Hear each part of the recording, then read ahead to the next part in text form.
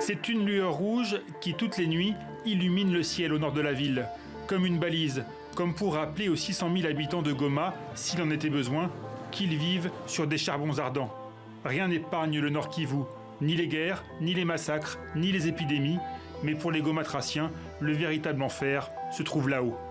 À 3700 mètres d'altitude, un lac de lave en fusion, infime partie du magma qui se cache sous le Nyiragongo, la montagne qui fume en langue locale.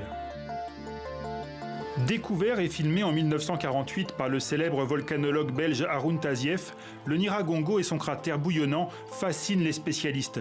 Des scientifiques du monde entier y ont installé leurs instruments de mesure, d'autres ont exploré le cratère au plus près du danger. Depuis des décennies, c'est l'un des stratovolcans les plus étudiés au monde.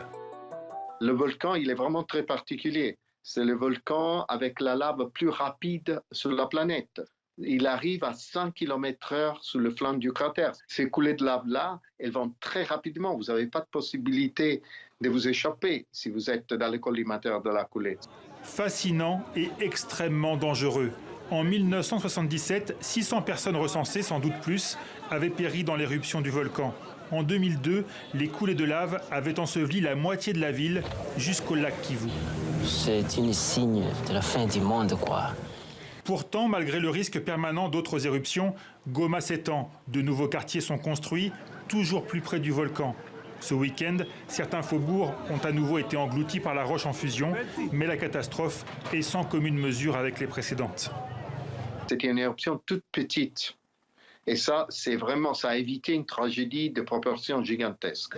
Le danger n'est pas écarté pour autant. Des séismes sont à prévoir, d'autres coulées de lave restent possibles. Surtout, il faut éviter à tout prix de retourner pour l'instant dans les quartiers ensevelis. Malgré les apparences, la lave n'a toujours pas refroidi. Elle dégage des gaz très toxiques. En 2002, quelques jours après l'éruption, 200 personnes étaient mortes en voulant vidanger de l'essence. La station-service avait explosé.